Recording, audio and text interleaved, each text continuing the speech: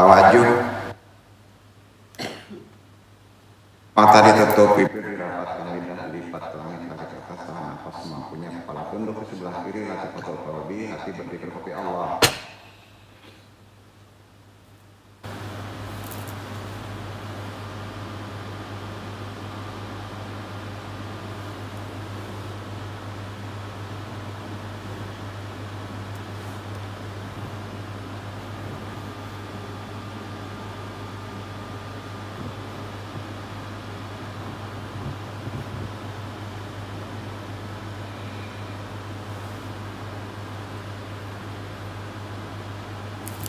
Bikuatika wa ijatika ya watinu antakuna aman wa ma'anan bijam wa akwali wa ahli wa jami'ina nahu fi'in khairat wa sallallahu ala sayyidina Muhammadin wa ala alihi wa sahbihi wa salam walhamdulillahi rabbil alamin alhamdulillahi rabbil alamin.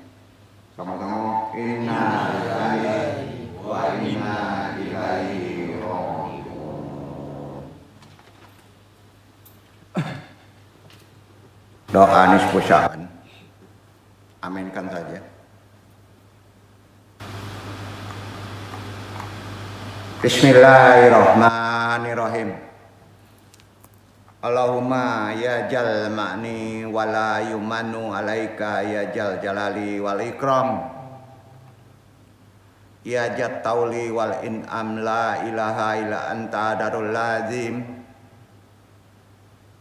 Wa jarul mustajirin wa amanul qaibin. Allahumma in kunta katabtani indaka fi umul kitabi syaqyan au mahruman au mahturudan au mutaron alayya fi rizki famhu.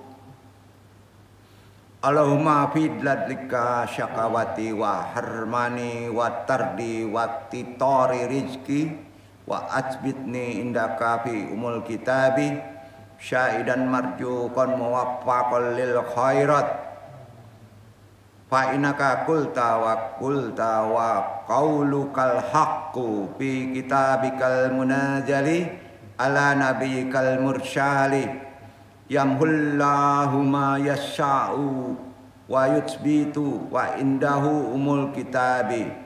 Ilahi bitajali adami fi lailatin nibsu bin syahri syabanil muqaramil lati yufarraqu biha kullu amril hakim wa yubram ifrit inna minal balai ma'alamu wa mala alam wa antal alamul ghuyubi birahmatika ya arhamar rahimin.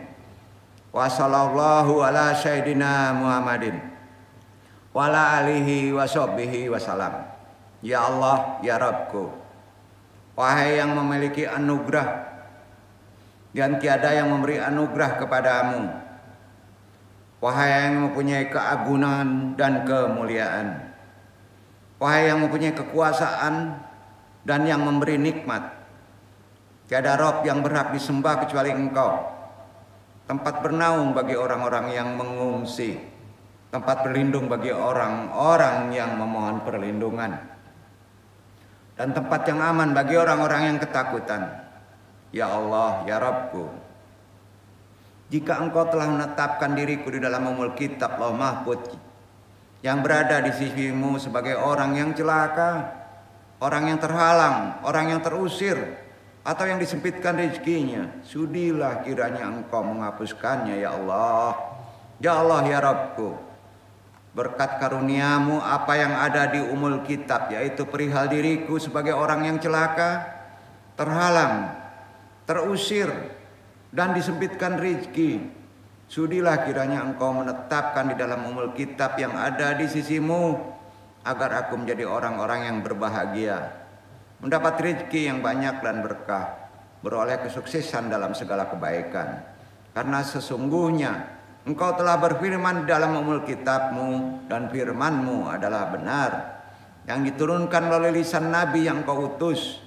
Allah menghapuskan apa yang Dia kehendaki dan menetapkan di sisinya ada umul kitab. Ya Rabbku, berkat penampilan yang maha besar dari rahmat-Mu, pada malam pertengahan bulan Sya'ban yang mulia ini diperincikanlah segala urusan yang ditetapkan dengan penuh kebijaksanaan. Sudilah kiranya Engkau menghindarkan diriku dari segala bencana yang aku ketahui dan yang aku tidak ketahui, serta yang lebih Kau ketahui dariku, dan Engkau maha mengetahui segala yang gaib. Berkat rahmat-Mu, wahai yang maha penyayang di antara para penyayang, dan semoga Allah melimpahkan rahmat kepada junjungan kita Nabi besar Muhammad SAW beserta keluarga dan sahabatnya. Semoga Dia melimpahkan salam sejahtera kepada mereka. Rabbi sahri sadri wa yassirli amri wahlul 'uqdatam lisani yafqahu qawli. Ya Allah, ya Rabbku, lapangkanlah untukku dadaku, mudahkanlah untukku urusanku, uraikan simpul pengikat lisan ini, baik pentaklim maupun yang ditaklimi, agar bisa mereka memahami perkataan ini. La haula wala quwata illa billahil aliyil azim. Alhamdulillah.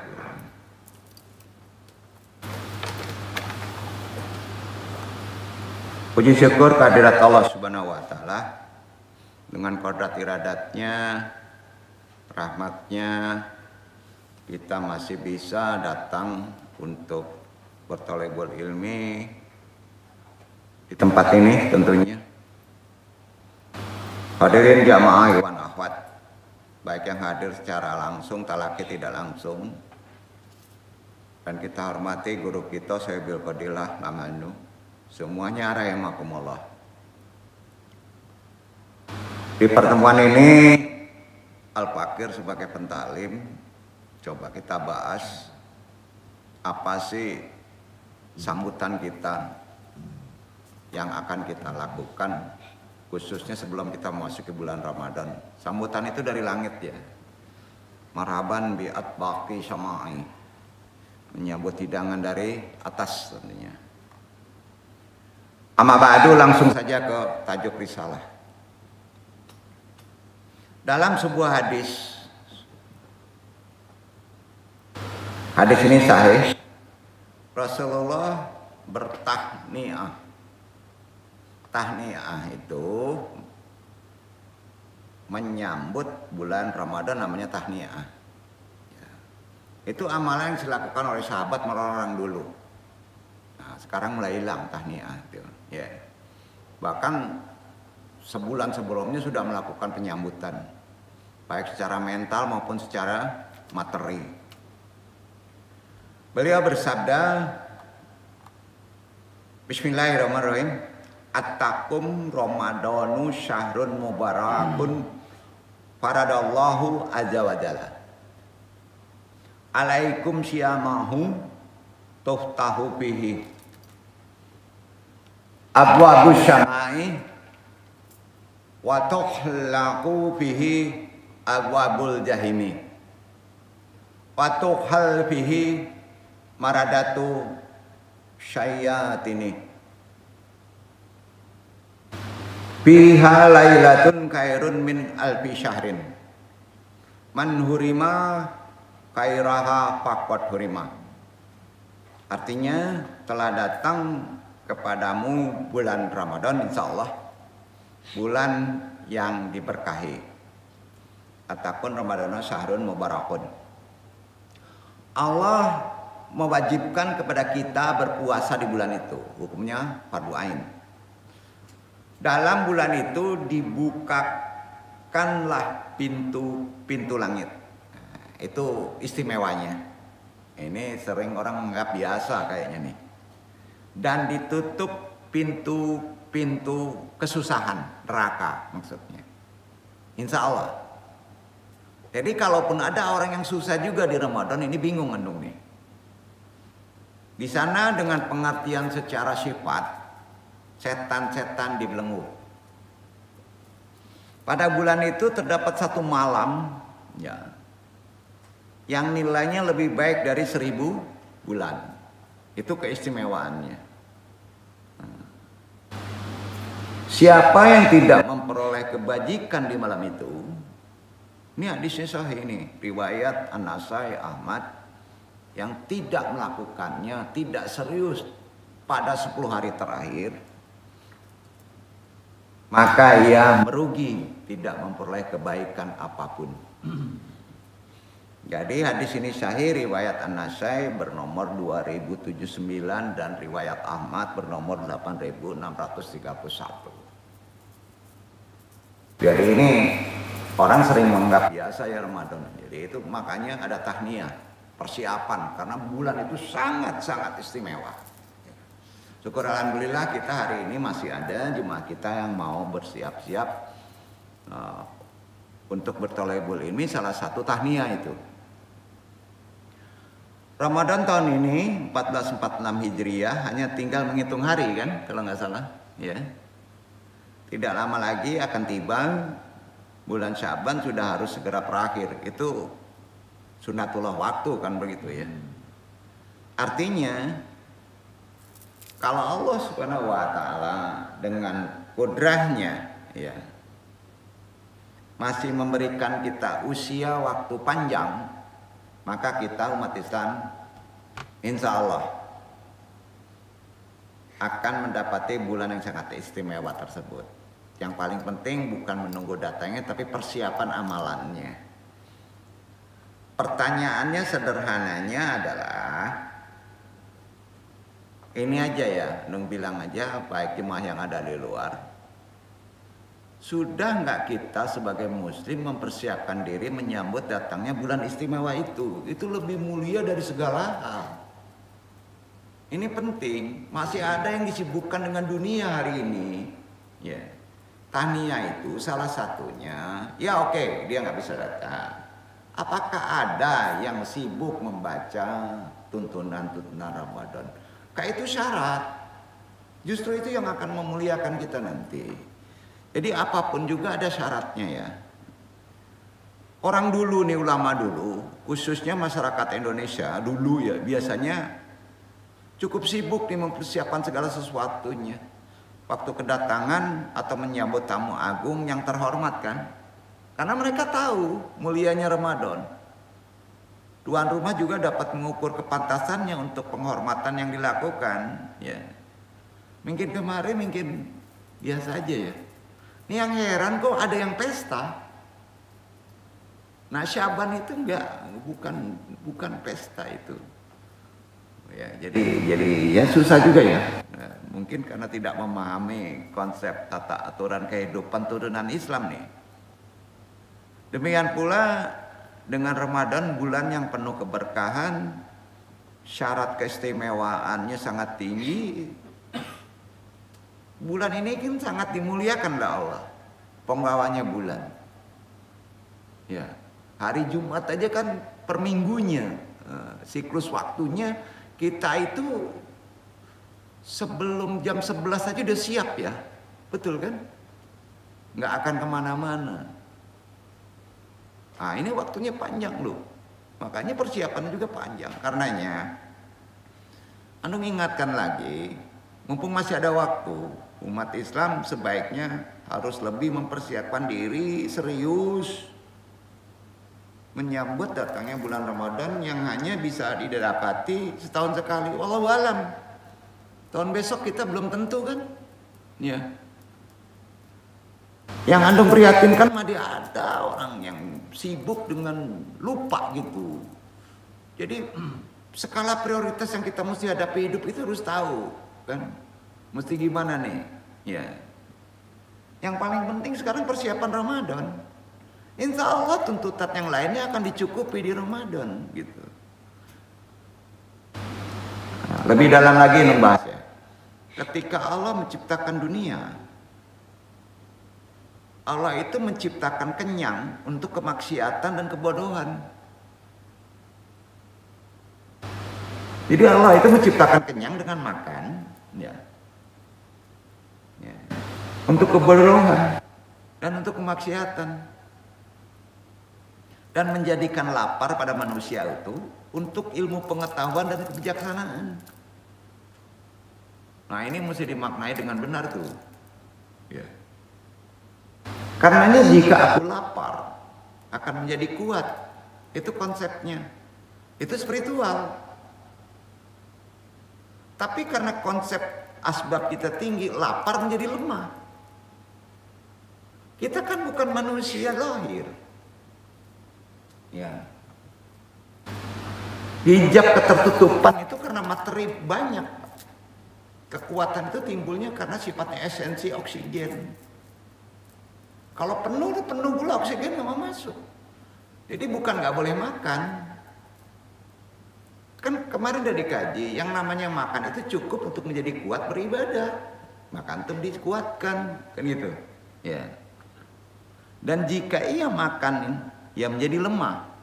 Ini banyak sufi berkata demikian, itu timbalnya dalam itu. Nah. Lapar jika dibarengi dengan qanaah akan menjadi ladang pemikiran, sumber hikmah dan kehidupan cerdas pelita hati.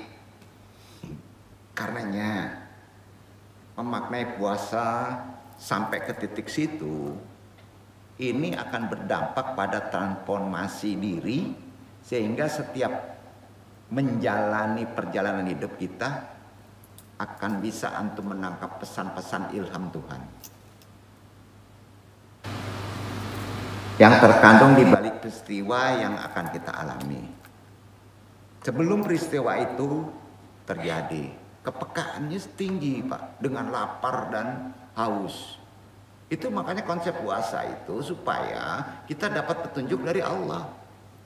Nah, kalau kita mau bercermin ya pada pandangan para guru sufi atau orang tasawuf atau ulama lama ya, terkait puasa ini ya, kita mencontoh puasa-puasa orang dulu ya. Terkait puasa besok nih akan membawa kita untuk lebih sigap lagi mempersiapkan diri yang disebut dengan secara istidat. Istidat itu secara ilmu ruhani atau ilmu tasawuf. Coba kita puasa kita mempersiapkan diri secara istidat, secara ruhani. Kalau lahir itu sudah tahu deh. Yang penting secara ruhaninya dulu. Karena efek dunia itu begini ya. Materi makin kuat, makin mencoba menyaingi kehidupan keruhanian, maka materi itu semakin tumpul. Ya. Karena itu dalam menangkap ilmu Tuhan yang begitu luas, renungan terkait puasa sebaiknya di zaman sekarang harus memiliki kesamaan dengan para orang-orang dulu secara rohani, secara sufi lah bahasanya. Sufi itu ajaran Islam Pak. Ya, jangan disepelekan. Agama lain ada sufi. Ya, sufi itu titik fokusnya pada rohani. Ya, Ada beberapa hal yang dapat dilakukan umat Islam Muslim sebelum Ramadan tiba nih ya, secara titik tasawuf lah ya, bahasanya gitu. Pertama, orang dulu itu adabnya sebelum memasuki Ramadan mengucapkan selamat atau disebut tahniah atas datangnya bulan Ramadan. Tahniah ini sebagai tanda atas kegembiraan menyambut tamu dari langit, gitu. Nah, bulan Ramadan namanya. Sebab rahmat Allah akan dibuka lebar untuk umat Islam. Maka kita harus menyambutnya gembira. Jadi rasa gembira ini perlu ditularkan kepada sesama muslim. Dengan cara ingatkan bahwa di bulan Ramadan terdapat banyak momentum berharga yang tak boleh disia-siakan begitu saja. Nah, ingatkan ke keluarga.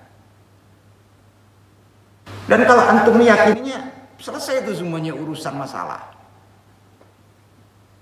Di antaranya Allah Subhanahu wa taala membuka ampunan. Kan di bulan Ramadan itu gratis bener ampunan tuh. Ya. Jadi kita ingatkan kepada yang lain, itu yang disebut tahniah. Pahala kita dilipat gandakan. Nah, itu syariat kan menyebut begitu. Nah, ini kan harus ditegaskan ke orang-orang secara tahniah. Nah, Allah Subhanahu wa taala mengisyaratkan hamba-hambanya yang muslim khususnya di bulan Ramadan untuk berpuasa. Ingatkan juga jangan sampai tidak serius. Ya. Puasa kan diantara ibadah yang sangat disukai Allah dan ibadahnya istimewa loh. Kalau sholat itu kan sebagian untuk Allah, sebagian untuk manusia. Kalau puasa full ke Allah, makanya istimewa. Makanya pahalanya aku yang menentukan. Kan gitu. Ini bukan konsepnya memilih strata paling tinggi mana ibadah itu. Enggak, takutnya nanti ditinggalkan nih. Bukan. Puasa itu istimewa karena puasa itu untukku. Itu hadis. Sholat separuh untuk Allah, separuh untuk kita yang melakukannya kan. Nah, itu perbedaannya puasa. Kenapa Anda ingatkan lagi? Jadi puasa itu nggak sama dengan amal-amal yang lain. Karena bertahun-tahun Anda tiap 3 bulan sebelum masuk puasa udah persiapan itu. Dengan dakwah, mengingatkan terus. Ya. Karena puasa adalah milik Allah. Mutlak itu. Bukan milik siapa yang mengerjakannya, bukan. Bukan milik kita. Ya, milik Allah. Karena itu Allah yang akan membalasnya langsung kepada hambanya kan. Kalau antum mengikuti sifat ketuhanan. Karena berpuasa itu antum sepersekian mengikuti sifat ketuhanan. Tidak makan, tidak minum, betul kan? Ya. Jadi sifat puasa itu punya siapa? Manusia nggak ada yang sanggup nggak makan seterusnya. Nah, di sini yang mesti kita pahami. Karena itu, pas antum berpuasa secara benar dan memahami keilmuannya atau diilmui, maka pahalanya aku yang jamin. Jadi dengan demikian dapat dipaknai bahwa umat Islam dalam berpuasa harus betul-betul karena Allah. Bukan karena ritual tahunan. Itu karena Allah. Bukan karena lainnya. Bukan karena malu sama ini, karena kita muslim, bukan. Beresin itikad akidah kita. Puasa itu karena Allah. Pada waktu yang sama, seorang muslim itu harus menjaga diri dari perbuatan-perbuatan tercela. Itu yang paling poin. Bukan menahan haus lapar. Perbuatan tercela baik dalam ucapan maupun perbuatan akan rusak puasa antum. Ini kan harus diingatkan. Karena ini akan disebutkan dalam hadis qudsi. Kullu amali ibnu adama lahu illa si'ama fi innahu li wa ana idzi bihi wa siyamu junnatun. Wa idza kana yaumi saumu ahadikum fala yarfut wala yakshab wa ini sabbahu ahadu wa qatallahu fala yaqulu ini amru syaimun. Hadis sahih riwayat Bukhari bernomor 1771. Allah Azza wa Jalla berfirman melalui hadis, setiap amal seorang manusia adalah untuk dirinya sendiri kecuali puasa. Puasa itu untukku, kata Allah, dan aku akan memberikan balasan kepadanya. Puasa itu adalah perisai. Karena itu apabila salah seorang di antaramu berpuasa, janganlah mengucapkan perkataan yang buruk dan keji. Karena itu perisai. Jangan membangkitkan syahwat. Nah, membangkitkan syahwat aja nggak boleh, Pak. Dan jangan pula mendatangkan kekacauan. Apabila ia dimaki atau ditantang seseorang di bulan Ramadan, maka katakan, aku sedang berpuasa. Ini amru syaimun. Iya kan? Hadis ini sahih. Nah ini kan harus disampaikan. Bukan menahan lapar minum aja. Karena kita mengikuti sifat Tuhan. Hanya manusia yang bisa mengikuti sifat Tuhan. Karena pada manusia ada sifat-sifat Tuhan. Iya kan? Kibas nggak disuruh puasa.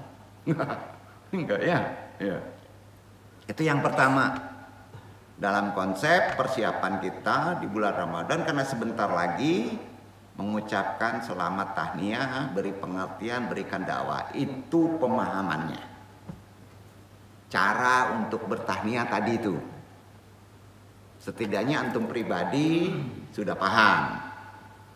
Kalau dapat, bagi. Gimana sih cara tahniah itu? Nah itulah. Ini dari Nabi. Yang kedua, persiapan kita menyambut hidangan dari langit lah ya, Ramadan. Umat Islam itu mempersiapkan menyambut bulan Ramadan dengan memperbanyak puasa sunnah di bulan Syaban. Ini udah bahas.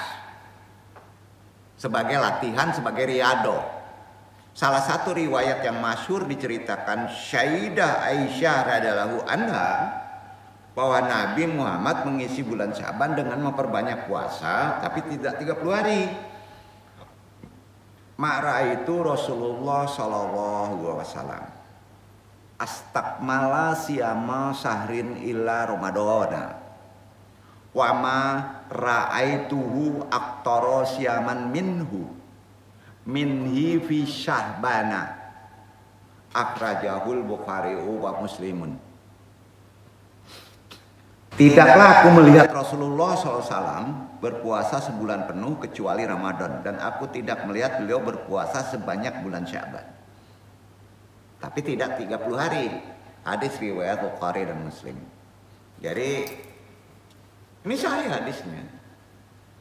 Itu salah satu persiapan kita puasa Ramadan. Nah yang kedua ini jarang nih. Ya, jarang-jarang nih. Yang ketiga, hal yang dapat dipersiapkan menyambut Ramadan yang ketiga nih ya. Ini lebih ke rohani sebenarnya. Intens memberikan pemahaman tentang tuntunan syariat juga, menjalankan ibadah-ibadah di bulan Ramadan kepada sesama muslim. Hal ini bisa ditempuh dengan cara memperbanyak tausiah dan ceramah. Ya, bisa dilakukan dengan memanfaatkan majelis taklim, forum musyawarah, forum-forum lainnya. Tentu saja untuk kita yang awam bisa saja melalui dunia medsos. Karena itu ladang pahala. Iya kan? Yang paling penting di kita kan di lingkungan keluarga. Jangan terlewatkan itu, karena di situ banyak rahmat. Tausiah singkat dalam rangka menyambut Ramadan ini dilakukan oleh Nabi loh, di depan para sahabatnya.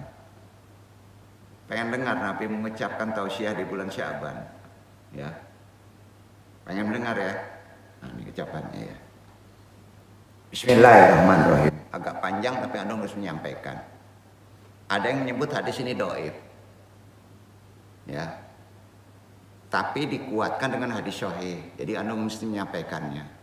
Daripada Anda memakai kias pikiran, Anda mending memakai hadis dhaif dalam berceramah itu. Tapi jelas hadis dhaif ini bisa diimplementasikan dalam kehidupan akhlak. Ya kan? Hati-hati hadis dhaif jangan dijelekin semuanya. Ya. Karena panjangnya ini semuanya mendekati kesamaan. Ada orang, banyak sebagian ulama menganggap dhaif. Ayuhan nas qad ajallakum sahru azimun. Sahrun mubarakun, sahrun fi lailatin khairin min alfi syahrin, ja'alallahu syamahu faridatan. Wahai manusia, kata Nabi nih, sesungguhnya telah menaungi kamu bulan yang agung dan penuh berkah. Bulan yang di dalamnya terdapat suatu malam yang nilainya lebih baik dari 1000 bulan. Di hadis sahih ini memang begitu Nabi menyampaikannya. Ya. Wa qiyama lailahu tatawwan man takarraba fihi bi kaslatin minal khairi kana kaman ada faridatan fima siwahu. Waman ada fihi faridatan kana kaman ada sabain faridatan fima siwahu wa huwa sarus sabri was-sabru tawabuhu dzannatu was-sahrun musasati was-sari yazdadu fihir rizqu. Begitu Nabi berceramah mau memasuki bulan Ramadan terhadap sahabatnya. Pada bulan itu Allah menjadikan puasanya sebagai suatu kewajiban dan qiyam atau sholat di malam harinya sebagai ibadah sunnah. Siapa yang mendekatkan diri kepada Allah dengan suatu kebajikan, maka nilainya sama mengerjakan kewajiban itu di bulan lain. Siapa yang mengerjakan suatu kewajiban dalam bulan Ramadan tersebut, maka sama dengan menjalankan 70 kewajiban di bulan lain. Ramadan itu adalah bulan kesabaran. Sedangkan ketabahan dan kesabaran balasannya adalah surga. Ramadan adalah bulan pertolongan. Pada bulan itu rezeki orang-orang mukmin ditambah. Ini benar Nabi ngomong gitu ke sahabat sebelum memasuki Ramadan itu di bulan Syaban. Dilanjutkan lagi dakwahnya. Al-mu'mini man fattara fihi shaimanan kana magfiratan lidnuruhu bihi wa atqara qaqabatihi minan nari wa kana lahu mitlu azrihi min ghairi an yantakus min azrihi syai'un qalwa laisa kuluna najidu mayu patiru tirishaima faqala. Siapa yang memberikan makanan untuk berbuka bagi orang yang berpuasa di bulan itu, maka ia akan diampuni dosanya.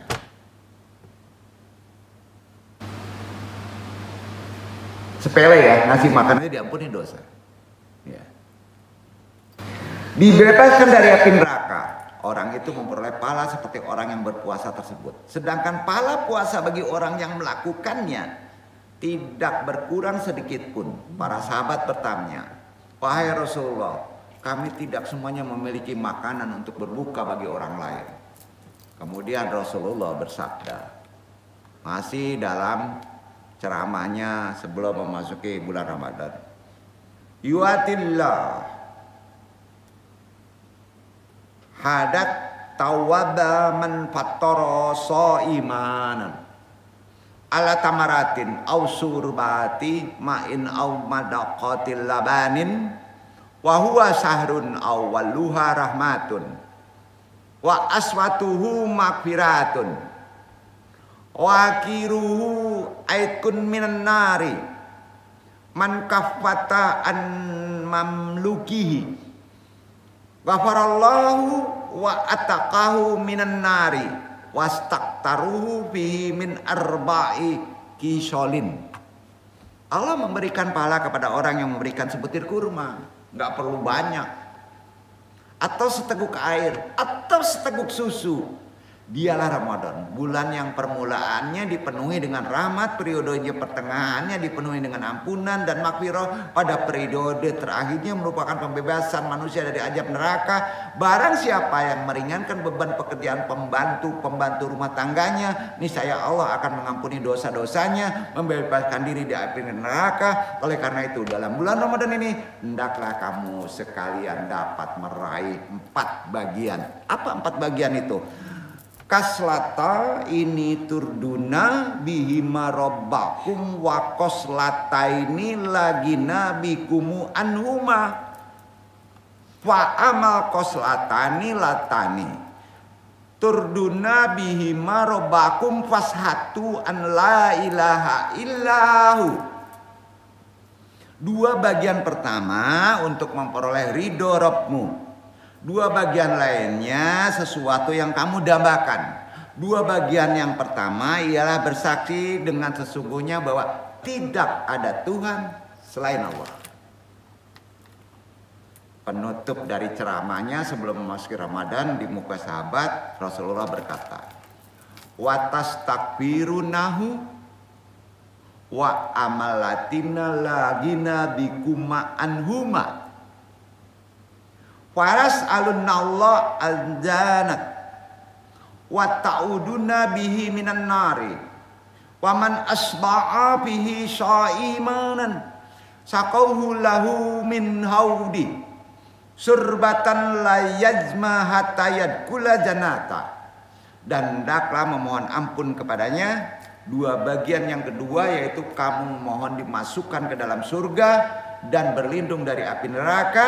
Siapa yang memberi minum kepada orang yang berpuasa, niscaya Allah memberi minum kepadanya dari telagaku, suatu minuman yang seseorang tidak akan merasa haus, tidak merasa dahaga lagi sesudahnya, sehingga ia masuk ke dalam surga. Hadis ini ada yang mendoaifkan riwayat Ibnu Khuzaimah, ada yang mensahihkan. Al-Baihaqi bernomor 1780, dari Syu'aib Al-Iman bernomor 3455. Redaksi hadis tadi dari riwayat Ibnu Khuzaimah, tidak potong sedikit pun juga. Jadi kalau ingin mendengar ceramah Ramadan, itu tadi hadisnya. Nah, itu jarang diucapkan di masjid karena menganggap doib semuanya katanya. Nah, jadi nasihatnya gini. Sebagian ahli, kalau kita memahami konsep hadis, ilmu hadis, menyebut hadis tadi doib, arti doib itu lemah karena banyak tambahan makna. Ya. Walaupun demikian, ada toleransi, bisa dipakai karena didukung dengan fadailul amal. Apa itu? Keutamaan amalnya jelas. Ya. Apalagi sebagian keterangan dalam hadis tadi ada persamaan dengan hadis sahih. Ya. Imam Ahmad bin Hambal menyampaikan pernyataan mengenai hadis dhaif tadi dengan sebutan al-hadits dhaifu ahabu ilayya minal ra'i. Paham betul? Hadis yang dhaif lebih aku cintai daripada ra'yu. Apa itu ra'yu? Pendapat akal seseorang. Jadi kalau diimbangi secerdas manusia sekarang, kalah dengan hadis dhaif. Kalau urusan agama, ya. Dalam kalimat lain, ya, beliau juga berpendapat nih, Imam Ahmad bin Hambal, al-amalu bil hadithi dhaifu aula minal qiyasi. Beramal dengan hadis yang dhaif lebih utama dari menggunakan kias. Kias tahu? Analogi. Itu yang perlu Antum sampaikan. Mudah-mudahan sedikitnya persiapan Ramadan kita dalam konsep dakwah ada dasar. Kita masuk ke poin